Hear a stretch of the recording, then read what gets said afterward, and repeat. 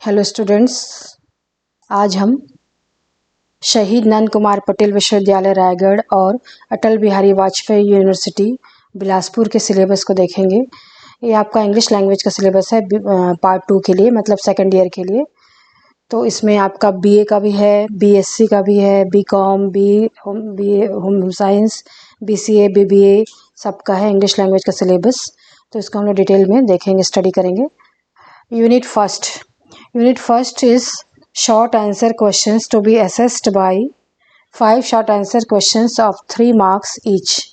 अब ये जो यूनिट फर्स्ट है आपका, ये लेसन पे बेस्ड क्वेश्चंस आपके पूछे जाएंगे। लेसन आपका जो लेसन्स आपके टेक्स्ट में दिया गया है उससे क्वेश्चन आएंगे। तो आपके इसमें लगभग 8 क्वेश्चंस आएंगे, पूछेंगे। उसमें से आपको चॉइस रहेगा, आपको 5 क्वेश्चन बनाना है, ठीक है। 8 में से 5 बनाना है, 3 आप छोड़ सकते हैं। फिर एक एक क्वेश्चन का मार्क्स होगा 3, तो 5 × 3 = 15 मार्क्स का ये हो गया। तो आपका क्वेश्चन 50 मार्क्स का रहेगा, जिसमें 8 क्वेश्चन आपको पूछे जाएंगे, लेकिन आपको बनाना है 5, और 5 × 3 15 मार्क्स। Okay, clear. और ये आपके लेसन से क्वेश्चंस रहेंगे। लेसन आपके बारे में आगे मैं आपको बताऊंगी। फिर नेक्स्ट देखिए यूनिट सेकेंड में है ए है comprehension of unseen passage. Unseen passage मतलब होता है जिस पैसेज को आप देखे नहीं हो, मतलब अपठित गद्यांश। पठित गद्यांश आप लोग सुने होंगे हिंदी में। उसी तरह से ये खैर फर्स्ट ईयर में भी था, 11-12 में भी रहता है ये। तो कॉम्प्रिहेंशन मतलब होता है समझना। तो आपको एक पैसेज दिया जाएगा, उस पैसेज को आप बार बार रीडिंग करेंगे, उसको समझेंगे क्या आप बोल रहे हैं। उसके नीचे में 5 क्वेश्चंस रहेंगे। उस क्वेश्चंस का आंसर सारा का सारा आपको उसी पैसेज को पढ़ने के बाद मिल जाएगा। बस आपको ध्यान से पैसेज को पढ़ना है, कई बार रीडिंग करना है। इंग्लिश में टाइम बहुत रहता है, इसलिए आप उसकी चिंता मत करिए, आप पढ़ पाएंगे।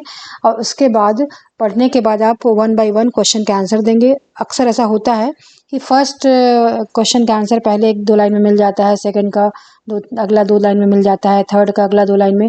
इस तरह से उसके क्वेश्चन लाइन से मिल जाते हैं। और कभी कभी ये भी आता है कि write a suitable title to the passage.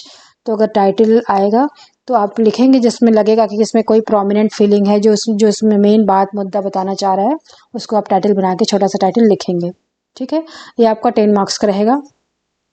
फिर आगे देखिए वोकैबलरी जो है वो 5 मार्क्स का होगा। वोकैबलरी में क्या होगा, इस पैसेज, ये जो पैसेज आपका दिया जाएगा उससे वोकैबलरी पूछा जाएगा। मतलब इसमें से एंटोनिम्स, सिनोनिम्स और इस तरह से वोकैबलरी के क्वेश्चंस आ सकते हैं, ठीक है। नेक्स्ट देखिए रिपोर्ट राइटिंग। यूनिट थर्ड है रिपोर्ट राइटिंग आपको पूछा जाएगा 10 मार्क्स का। रिपोर्ट राइटिंग क्या होता है, किसी भी खास घटना पे या कोई एक्टिविटी हुई हो या कोई इवेंट हुआ हो, उस पर रिपोर्ट बनाने को रहता है। तो जैसे कि आपके में कुछ भी आ सकता है, एनसीसी का कैंप है, एनएसएस का कैंप है, ये सब ऑर्गेनाइज होता है, उसके पर आ सकता है राइट ए रिपोर्ट। आपका उसमें ऑप्शन रहेगा, तो ऑप्शन में जैसे कि क्या क्या हो सकता है, ऑप्शन आपको मैं बता रही हूँ। एनएसएस या NCC camp in your college, ये एक ऑप्शन हो सकता है। Auth taking ceremony of student union का जो शपथ ग्रहण समारोह होता है उसका हो सकता है। Report on the road accident, कोई रोड एक्सीडेंट पे रिपोर्ट हो सकता है। Air pollution in your city, air pollution के बारे में रहेगा। तो इस तरह से क्या है कि इसमें चॉइस रहेगा, आपको 4 या 5 आपके पास चॉइस रहेगा। उस चॉइस में से आपको जो लगेगा कि आप जिसके ऊपर आप अच्छे से लिख सकते हो, उसको आप लेके उसमें रिपोर्ट लिखेंगे। तो इसके लिए आप पहले ही आप रिपोर्ट राइटिंग का प्रैक्टिस कर लिए रहेंगे घर में, बहुत सारा रिपोर्ट राइटिंग, कम से कम 20-25 टाइप का, या फिर तो किस तरह से लिखा जाता है रिपोर्ट राइटिंग। और उसके बाद फिर आप उसमें से चॉइस करके लिखेंगे, फिर आप बेस्ट लिख पाएंगे, ठीक है। ये 10 मार्क्स का आप रहेगा। और इसमें का जो लैंग्वेज होता है बहुत ही फॉर्मल लैंग्वेज होता है, बहुत ही ज़्यादा औपचारिक लैंग्वेज। मतलब आप ऐसे बोलचाल की भाषा का प्रयोग नहीं कर सकते, बहुत ही सधे ढंग से लिखा जाता है इसको। और नेक्स्ट यूनिट 4 है। यूनिट 4 में है expansion of an idea. Expansion of an idea का मतलब होता है, जैसे हिंदी में बोलते हैं पल्लवन, है ना। एक लाइन रहेगा, उसको पूरा उसका सार गर्भित उसका पूरा एक्सपेंड करना है कि इसमें क्या क्या चीज़ें हैं, ठीक है। एक तरह से पल्लवन है हिंदी का जो वर्ड है। तो ये 10 मार्क्स का रहेगा।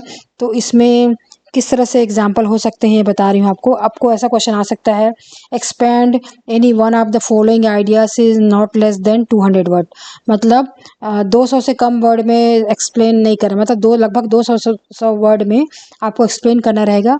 उसमें चॉइस रहेगा, किस तरह का चॉइस हो सकता है आपका, a friend in a need is friend in deed. जो मुसीबत में काम आए वही सही फ्रेंड है, जैसा होता है ना, बोलते हैं हम लोग। If character is lost everything is lost. जब कैरेक्टर लॉस्ट रहता है सब कुछ लॉस्ट हो जाता है। एक टॉपिक हो सकता है, अ स्टिच इन टाइम सेव्स 9, है ना। सही समय पर जब काम करते हैं तो सब सही होता है। Stitch in time saves 9। फिर एक टॉपिक हो सकता है, हेल्थ इज़ वेल्थ। ये हमेशा आप लोग सुने होंगे। तो इस तरह से 4 या 5 चॉइसेस रहेंगे आपके पास। आपको लगेगा जिसमें आप बेस्ट तरीके से लिख सकते हैं उसको आप चॉइस करके लिखोगे। ठीक है, ठीक है। Next, expansion of an idea हो गया ना। फिर यूनिट 5 आ गया। यूनिट 5 है ग्रामर एंड वोकेबुलरी। तो ग्रामर में आपका रहेगा, ग्रामर में जैसे क्या क्या आइटम्स रहेंगे आपके मैं बता देती हूँ। आर्टिकल्स हो सकते हैं, ऑक्सिलरी वर्ब्स हो सकते हैं, noun, pronoun, adjective, adverb, tense, conditional sentences, use of modals, active and passive voice, preposition and its uses, conjunction and connectives, इस तरह से हो सकते हैं। ठीक है। अब वोकेबलरी में क्या होता है, वोकेबलरी में जो आपका रहेगा आपके कोर्स से रिलेटेड ही रहता है। कोर्स में जो आपके नाउन है, एंटोनिम्स है, सिनोनिम्स है, इस तरह का रहेगा। Fill in the blanks, match of the following, इस तरह से आपके जो लेसन बेस्ड रहते हैं उसी के ऊपर आपको वोकेबलरी के पूछे जाते हैं। यूज़ ऑफ इडियोमैटिक एक्सप्रेशन, मुहावरों का यूज़ करना। इडियोमैटिक एक्सप्रेशन मतलब मुहावरों का यूज़ करना, इस तरह को बोलते हैं। यूज़ ऑफ प्रीफिक्स आ सकता है। ये भी प्रीफिक्स आपके जो लेसन से जो कुछ वर्ड रहेंगे उसमें आपको सामने में कुछ जोड़ के प्रीफिक्स बनाना रहेगा। फ्रेमिंग ऑफ सेंटेंसेस आ सकता है, इस तरह से रहता है। फ्रेजल वर्ब, इस तरह से आपका रहेगा ये 25 मार्क्स का ग्रामर एंड वोकेबलरी। तो इस तरह आपका सिलेबस है। अब आगे मैं बताती हूँ कि आपके जो क्वेश्चंस क्या क्या रहेंगे, इसमें लेसन क्या क्या रहेंगे। Note, questions on all the unit shall be asked from the prescribed text which comprises the following. तो आपके जो वोकेबलरी के जो क्वेश्चन हैं और जो लेसन के जो क्वेश्चंस रहेंगे, आपको जो लेसन दिया गया है उसी से आएगा। ठीक है। तो जैसे मैंने आपको बताया कि यहाँ पर आपको 10 लेसन दिया गया। पहले तो 14 लेसन दिया जाता था, इसमें 10 लेसन दिया गया है। तो इसमें आप लगभग 7 चुन सकते हैं, 7 को अच्छे से तैयारी कर सकते हैं, बाकी 3 को आप ऐसे ही सरसरी तौर पे पढ़ सकते हैं। तो 3 कौन कौन सा लेना है आपको, जो सिंपल है मैं आपको बता देती हूँ।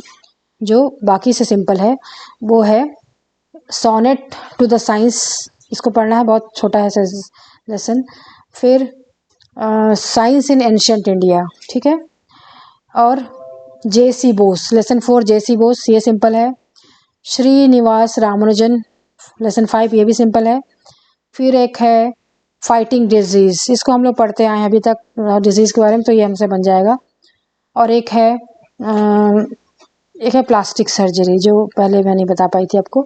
तो इस तरह से आप लेसन्स को चुन सकते हैं, उनको ज़्यादा अच्छे से तैयारी कर सकते हैं। ज़्यादा अच्छा तैयारी का मतलब ये होता है कि आप इसका लेसन का समरी, क्वेश्चन आंसर अच्छे से पढ़ लेंगे तो आपको ये लेसन के आंसर बन जाएंगे।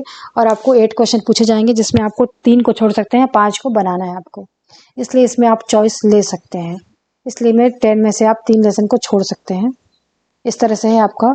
Hope you understand this discussion, or and if you like this video please like and subscribe